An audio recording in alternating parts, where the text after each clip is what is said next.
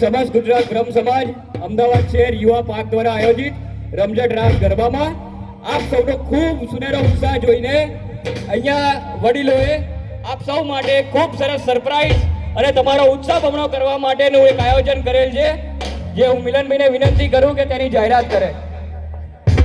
આપ સર્વ વચ્ચે આટલો ઉત્સાહ જોઈ અને કિશનપુરના પ્રમુખ એવા અનિલભાઈ જોશી તરફ